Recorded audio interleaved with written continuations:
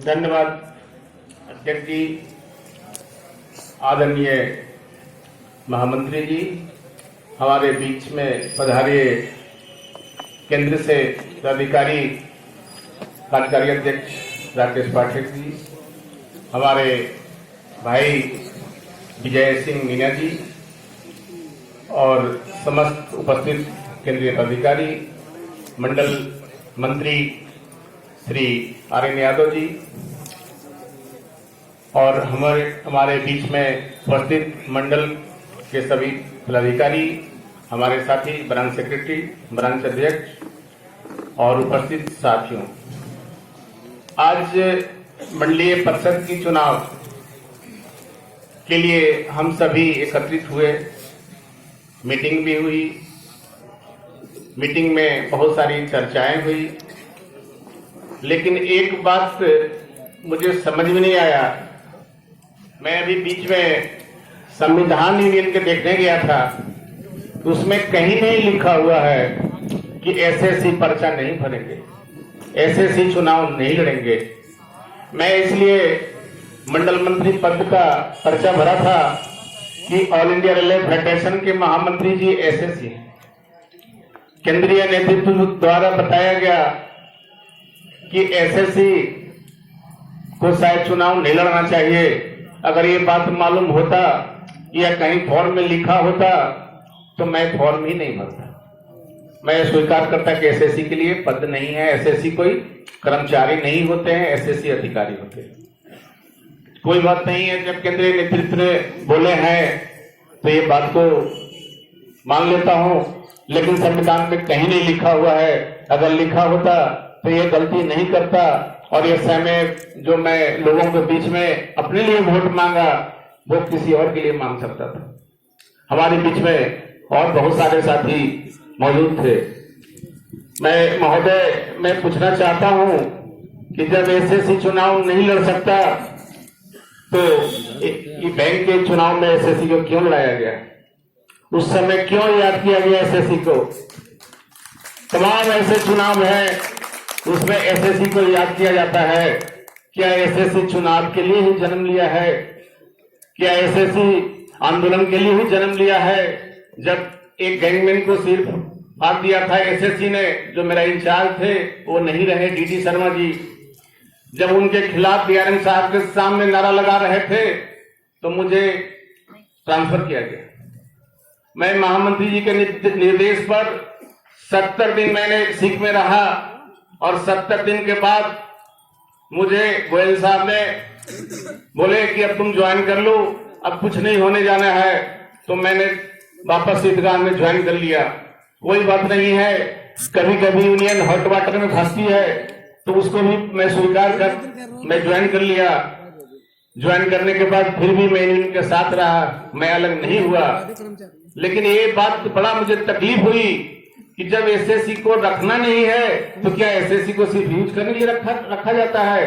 यहाँ तमाम लोग बैठे हैं, क्यों नहीं? बक्से के वोट क्यों किया गया? मैं जब इतने चुनाव नहीं कराना था तो फॉर्म क्यों भरवाया गया? हमें जाना तो है बक्से के पास, हम बक्से से दूर क्यों भागते हैं, क्यों मनोनीत करते हैं? वहां तो हाथ नहीं जोड़ेंगे कि मैं बक्से के पास जा रहा हूं, बक्सा मैं नहीं रखूंगा, हाथ जोड़ के मैं रेफरेंडम में आ जाऊंगा, मैं ईसीसी बैंक में हाथ जोड़ करके चुनाव लड़ाऊंगा। बक्से मत रख दोस्तों, बक्से से मेरे साथियों क्यों भागते हैं आप? मतदान लोगों के दिल क्यों नहीं जीतना चाहते? अगर आप लोगों को लगता है कि बक्सा ही सब कुछ है, जब हम लोग मनोनीत ही करेंगे तो हम समझते हैं कि बेकार फॉर्म भरने की बात किया गया था। 200 रुपए इतने लोगों के फॉर्म भराया गया, इससे और विरोध बढ़ा।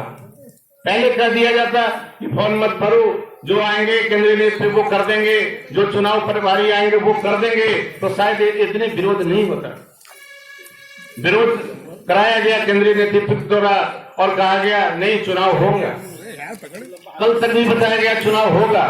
और मैं भी जब यूनियन में आया था मुकेश गालो जी के पास में, मैं कोटा में था, उसी समय लाल झंडे से जुड़ा था 98 में। आज भी मुकेश गालो बहुत प्यार करते हैं उन्हें। मुझे बोला बहुत अच्छी बात है, तुमने चुनाव के पर्चा भरा लड़ा, शुभकामना है। लेकिन मैं इस बात से मैं देखा कि सब जगह चुनाव, आज चुनाव क्यों नहीं? क्या चुनाव से क्या बिखराव होगा? क्या ऐसे बिखराव नहीं हुआ? लोग नहीं जान रहे कि चुनाव से लोग भाग रहे हैं, क्या रेफरेंडम में ये नहीं जाएंगे? ये क्या ऐसी बात हो गई? हम तो समझते हैं कि तिरंगा और लाल में कोई अंतर नहीं है। तो साथियों, मैं बहुत कुछ ज्यादा बात नहीं करना चाहता हूं, और जहां तक हमारे आरएन यादव जी ने जो बताया कि मुझे अधूरी जो हमारा बजट पेश किया हूं, जितना है मैं उसको आगरा मेन ब्रांच की ओर से जब तक मैं पास करता हूं, ध्वनि मत से पास करता हूं, इनके पैसे पर मोल लेखा जोखा पर कोई व्यय विरोध नहीं है, और आरएन यादव बिल्कुल बढ़िया चलाए, इसमें कोई तो राय नहीं है। आरएन यादव जी से मुझे कोई शिकवा शिकायत नहीं है। जब भी इनको याद किया, आरएन यादव जी ने मुझे साथ दिया, और ये सेवानिवृत्त हो रहे हैं। मैं इनको भी शुभकामनाएं दूंगा, और जब कभी मेरी कोई जरूरत होगा तो मैं इनके साथ रहूंगा, और अंतिम शांतिम के साथ रहूंगा।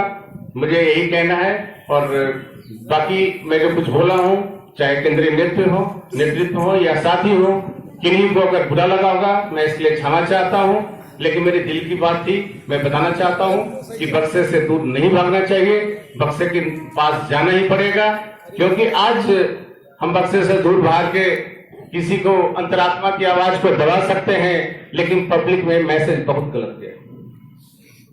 ये बात को भी हम समझते हैं कि हमारे महामंत्री जी को सोचना चाहिए कि ये बक्से को सम्मान करना चाहिए, मतदान को सम्मान करना चाहिए। जब ये एक सबके सामने पूछना ही था तो क्यों ये फॉर्म भराया गया? कौन आदमी आप लोग के सबके सामने कहेगा कि मैं इसको वोट नहीं दूंगा?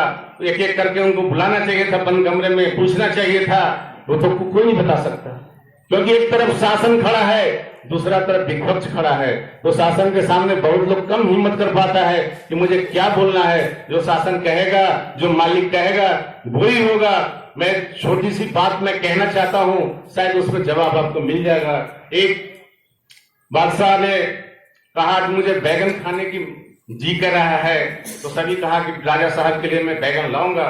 और जब बैगन के भरता बनने लगा तो सब कहा बहुत अच्छा बन रहा है, बहुत टेस्टी है। जब राजा साहब ने बैगन खाया तो रात में उसकी तबीयत खराब हो गया।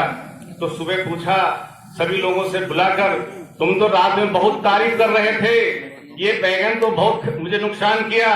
तो उनके लोगों ने बताया, साहब मैं बैगन की नौकरी थोड़े न करता हूँ, मैं आपके अंदर में करता हूँ नौकरी। आप अच्छा को जो लगेगा मैं वही कहूंगा। ये जो फैसला आया है ऊपर से आया है, ये फैसला नीचे से नहीं आया है। अगर नीचे से आता तो शायद मतदान होता, ये चुनाव होता, बक्से के पास होते। ये ऊपर के फैसले को स्वीकार नीचे के लोग शायद हम लोग तो नहीं कर रहे हैं। हमारे ब्रांच से तमाम क्वेश्चन किए लोगों ने, बोले मैं क्या करूं, ये फैसला बादशाह से आया है, ऊपर से आया है। धन्यवाद। जय हिंद, जय भारत। लाल सलाम, लाल सलाम।